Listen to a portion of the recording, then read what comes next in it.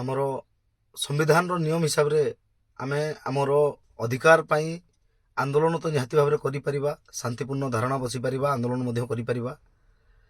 କିନ୍ତୁ ନିଶ୍ଚିତ ଭାବରେ ଏହା କହିବି, ଗତକାଲି ଯାହା ବି ଘଟଣା ଘଟିଛି, ଡ୍ରାଇଭର ପୋଲିସ ଆଜ୍ଞାମାନଙ୍କୁ ପିଟନ୍ତୁ କି ପୋଲିସ ଆଜ୍ଞାମାନେ ଡ୍ରାଇଭରମାନଙ୍କୁ ପିଟନ୍ତୁ କି ପବ୍ଲିକ ମଝିରେ ଢୁକନ୍ତୁ, ଯାହା କିଛି ବି ହଉ, ଘଟଣା ତ ଘଟିଛି, ବହୁତ ଦୁଃଖଦାୟକ କଥା।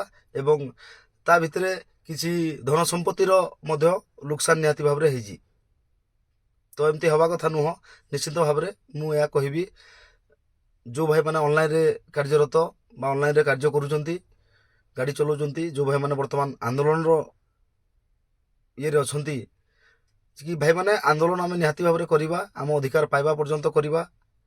କିନ୍ତୁ ଆଇନକୁ ନିଜ ହାତକୁ ନେବାର ଅଧିକାର ଆମର ନାହିଁ, ବା ଆଇନକୁ ଆମେ ହାତକୁ ନେଇପାରିବା ନାହିଁ, କି ଅନ୍ୟର ପ୍ରପର୍ଟିକୁ ଆମେ ଲୋକସାନ କରିବା ନାହିଁ। ଏଇଟା ପ୍ରଥମ କଥା।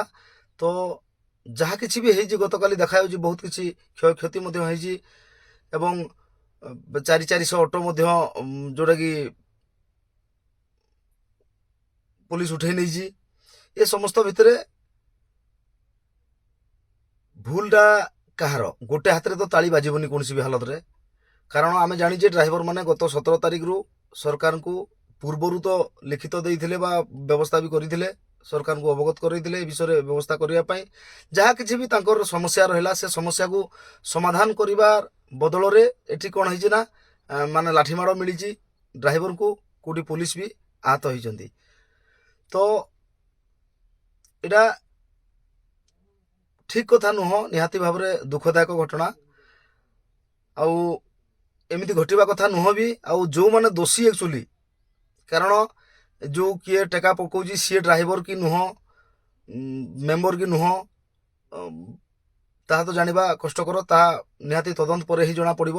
ଦୋଷୀକୁ ନିହାତି ଭାବରେ ଦଣ୍ଡ ମିଳୁ। କିନ୍ତୁ ଏ ଯେଉଁ ଆମର ଅନ୍ୟାନ୍ୟ ଡ୍ରାଇଭର ମାନେ କିଛି ଥିଲେ, ମାନେ ଯିଏ ଦୋଷ କରିଛି ତା ସହିତ ସମସ୍ତେ ଦୋଷୀ ହେଇଗଲେ। ତେଣୁକରି ସରକାର ବି ଆ ବିଷୟରେ ଚିନ୍ତା କରିବାର ଦରକାର ଅଛି। ଯେଉଁ ଶୁଣୁଥିଲି ଗଣମାଧ୍ୟମରୁ କୁଆଡ଼େ ସେ ଗାଡ଼ି ଗୁଡ଼ାକ ପରମିଶନ କ୍ୟାନସେଲ ହେଇଯିବ, ସେ ଗାଡ଼ି ଗୁଡ଼ାକ ଚାଲିପାରିବନି। କାହିଁକି ଆଜ୍ଞା? କାହିଁକି ଚାଲିପାରିବନି? କାହିଁ ଅନ୍ୟ କେତେବେଳେ ଯେତେବେଳେ ମାନେ ନେତାମାନେ ଆସିକି ଆନ୍ଦୋଳନ କରନ୍ତି, ତାଙ୍କ ଗାଡ଼ି ଗୁଡ଼ାକ ତ ଉଠେଇବାର ଦମ ନଥାଏ। ଆଉ ଗୋଟେ ଡ୍ରାଇଭର ମାନଙ୍କର ଗାଡ଼ି ବୋଲିକି ଉଠେଇ ନେଇଛନ୍ତି।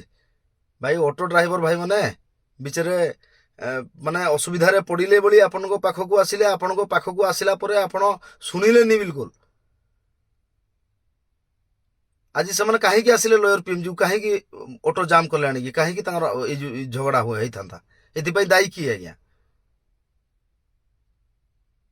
ନିଶ୍ଚିତ ଭାବରେ ପରିବହନ ମନ୍ତ୍ରୀ କ'ଣ କରୁଛନ୍ତି?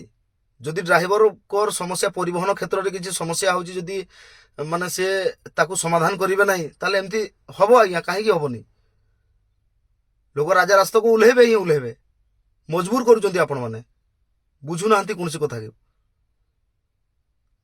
ତେଣୁକରି ମୁଁ ଏହା କହୁନି କି ସେଠି ଭାଙ୍ଗ ତୁଟ ସବୁ କର, କାରଣ ସେଠି ଯେହେତୁ ଆମର ମହାସଂଘର ବି କିଛି ଭାଇମାନେ ଯାଇଛନ୍ତି, କାରଣ ଯେଉଁମାନେ ଅନଲାଇନ୍ରେ ଗାଡ଼ି ଚଲାଉଛନ୍ତି ଏବଂ ଅନ୍ୟାନ୍ୟ ସଂଘ ଭାଇମାନେ ବି ଅଛନ୍ତି। ଯେହେତୁ ସେଠି ଗାଇଡ଼ର ମାନେ ଅସୁବିଧା ମଧ୍ୟ ହେଇଥାଇପାରେ, ତାହା ମୁଁ କହିପାରୁନାହିଁ।